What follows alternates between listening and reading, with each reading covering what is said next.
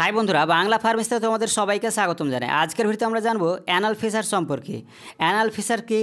Anal ফিসারটা হচ্ছে যদি আমাদের অ্যানাল অর্থাৎ পায়খানার দ্বার, ঠিক আছে, পায়খানার দ্বার কি হয়ে যায়, র্যাপচার হয়ে যায় অথবা কাট লেগে যায়, তো সেই কন্ডিশনটাকে বলা হয় অ্যানাল ফিসার। আর এটি মূলত হয়ে থাকে আমাদের স্টুল অর্থাৎ পায়খানা যদি টাইট হয়ে যায় তো সেই কারণে। আর সেই সময় পায়খানার দ্বার কাট লেগে যাওয়ার কারণে কি হয়, পেশেন্ট প্রচুর পেন ফিল করে অর্থাৎ ব্যথা অনুভব করে এবং যখন পায়খানা করে সে পায়খানার সাথে অর্থাৎ মলের সাথে রক্ত যায়, ঠিক আছে। আর এই কন্ডিশনটাকে বলা হয় অ্যানাল ফিসার। তো অ্যানাল ফিসার সম্পর্কে বিস্তারিত জানবো এই ভিডিওর মাধ্যমে। তো ভিডিওটি স্কিপ না করে সম্পূর্ণ দেখতে থাকো। তোমরা দেখছো বাংলা ফার্মেসি, আমি ফার্মাসিস্ট মাসুদ আলম আজকে আছি তোমাদের সাথে। তো চলো ভিডিওটি শুরু করা যাক। তো প্রথমে আমরা দেখে নেব অ্যানাল ফিসারের কারণ, অর্থাৎ কী কারণে এই অ্যানাল ফিসার হয়ে থাকে। তো কজ অফ অ্যানাল ফিসার। তো অ্যানাল ফিসারের কারণটা আমরা জেনে নেব। এক নম্বর কারণ হচ্ছে লং টাইম কনস্টিপেশন। যদি কোনো প্যাশেন্টের, ঠিক আছে, লং টাইম অর্থাৎ দীর্ঘদিন ধরে কনস্টিপেশনে ভুগে অর্থাৎ পায়খানা টাইট হয়, পায়খানা করতে গেলে, ঠিক আছে, প্রচুর প্রেসার দিয়ে পায়খানা করতে হয়। তো এই কন্ডিশন যদি কোনো প্যাশেন্টের মধ্যে থাকে তবে এই অ্যানাল ফিসার হয়ে যাওয়ার সম্ভাবনা থাকে বা প্যাশেন্টের হয়ে থাকে। এছাড়াও কি লং টাইম ডায়রিয়া। যদি কোনো প্যাশেন্টের লং টাইম ডায়রিয়া অর্থাৎ দীর্ঘদিন ধরে এই ডায়রিয়ার সমস্যা থাকে, অর্থাৎ পায়খানা ঠিকঠাক হয় না, কোনো দিন আমসা হচ্ছে, কোনো দিন একদম পানির মতো পায়খানা হচ্ছে, ঠিক আছে, আবার কখনো ঠিক হয়ে যাচ্ছে, আবার কখনো বারবার পায়খানাতে যেতে হচ্ছে, ঠিক আছে, পাতলা পায়খানা হচ্ছে। এই সমস্ত কন্ডিশন বা এরকম যদি সমস্যা থাকে কোনো প্যাশেন্টের তবে সেই কারণে এই অ্যানাল ফিসার হতে পারে। এছাড়াও অ্যানাল সোয়েলিং, ঠিক আছে, আমাদের যে মলদ্বার থাকে পায়খানাদ্বার, সেই পায়খানাদ্বারটা কি হয়ে যায়, স্মুথ মাসেল, সেটা অনেক সময় সোয়েলিং হয়ে যায়। আমাদের পায়খানা যদি টাইট হয়ে যায়, ঠিক আছে, ওই টাইট হয়ে যাওয়ার কারণে ঘর্ষণে কি হয়ে যায়, সে স্মুথ মাসেলের কারণে সেটা কাট হয়ে যায় অথবা অনেক সময় কী হয়ে যায়, সোয়েলিং হয়ে যায়, ফুলে যায়। তো সেই কারণে এই অ্যানাল ফিসার দেখতে পাওয়া যায়। এছাড়াও আলসারেটিভ কলাইটিস, অর্থাৎ অনেক সময় কি হয়, আলসার হয়ে যায়, ঠিক আছে, ঘা হয়ে যায় এবং সোয়েলিং ফুলে যায়। তো এই কন্ডিশনেও এর কারণেও কি হয়ে থাকে, এই অ্যানাল ফিসার হতে পারে। আর এগুলো হচ্ছে অ্যানাল ফিসারের কারণ। এবার আমরা দেখে নেব সিমটমস অফ অ্যানাল ফিসার, অর্থাৎ লক্ষণগুলো কি কি দেখতে পাওয়া যাবে। কোনো প্যাশেন্টকে যদি অ্যানাল ফিসার হয়ে থাকে তো তার লক্ষণগুলো কি দেখতে পাওয়া যাবে। এক নাম্বার যেটা পেনফুল স্টুল, অর্থাৎ পায়খানা যখন করতে যাবে, ঠিক আছে, প্রচুর মলদ্বার ব্যথা করবে। এছাড়া স্টুল ব্লিডিং, অর্থাৎ পায়খানার সাথে মলের সাথে কি হবে, রক্ত যাবে।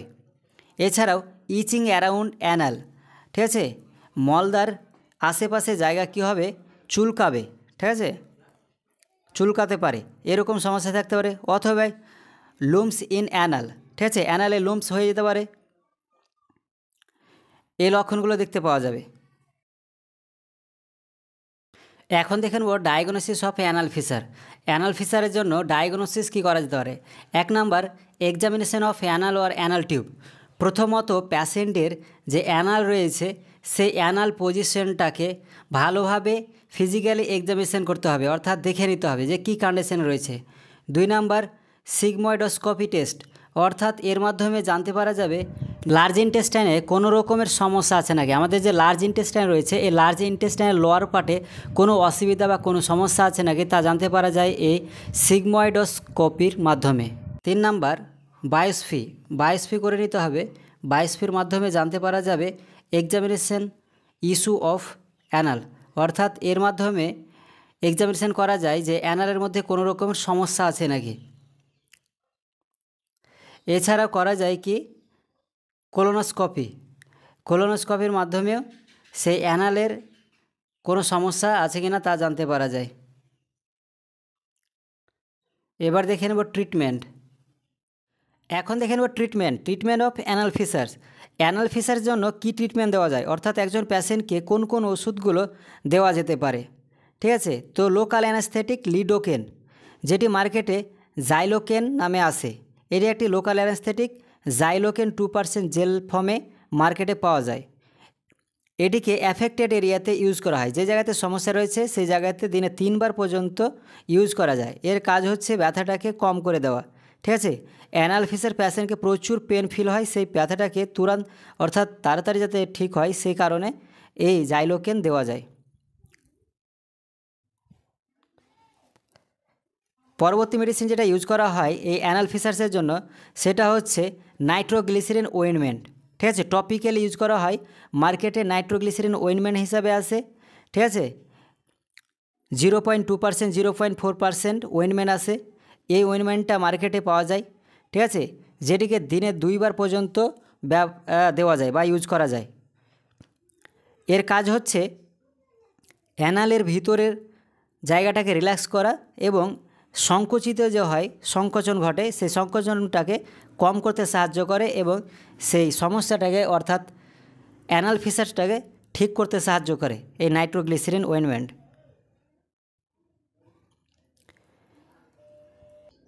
এছাড়াও স্টুল সফটনার ইউজ করা হয়, যেটি ডোকুসেট এবং মার্কেটে কলেস নামে আসে, যার ডোজটা হচ্ছে 50 থেকে 300 mg পার ডে, অর্থাৎ একদিনে 50 থেকে 300 mg দেওয়া যায়। ও এটি মার্কেটে কলেস 100 mgর ক্যাপসুল ফর্মে আসে, ঠিক আছে। এটিকে 1টি অথবা 2টি ট্যাবলেট দেওয়া যায় একদিনে, ঠিক আছে। প্যাশেন্টের কন্ডিশনের উপর ডিপেন্ড করে দিনে 1 বার অথবা 1টি করে ট্যাবলেট দিনে 2 বার দেওয়া যায়, ঠিক আছে।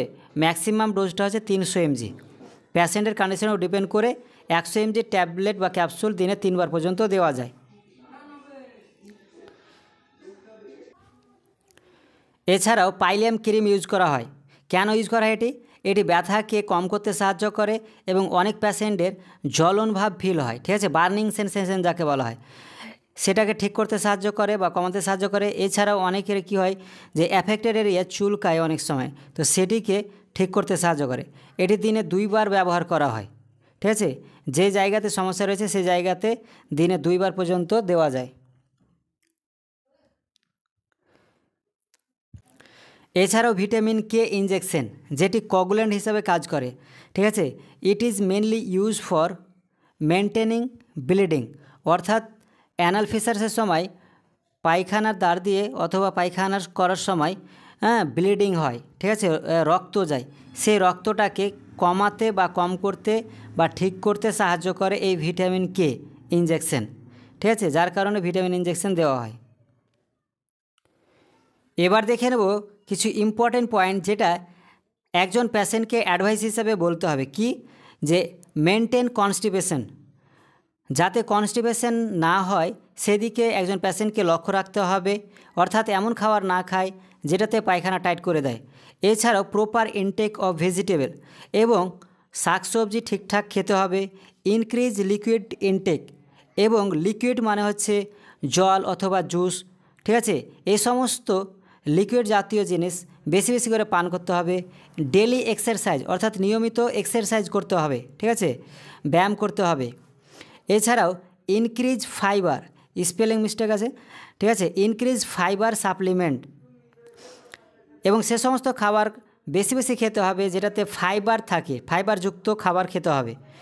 এবং do not pressure during স্টুল passing, এবং মনে রাখতে হবে বা পেশেন্টকে বলতে হবে যাতে পায়খানা করার সময়, ঠিক আছে, যাতে প্রেসার দিয়ে পায়খানা না করে, ঠিক আছে। তো এই ছিল আজকের ভিডিও। তো ভিডিওটি ভালো লাগলে অবশ্যই ভিডিওটিকে লাইক করে দেবে এবং আমাদের সাথে থাকার জন্য বাংলা ফার্মেসিকে সাবস্ক্রাইব করে দেবে। Thank you.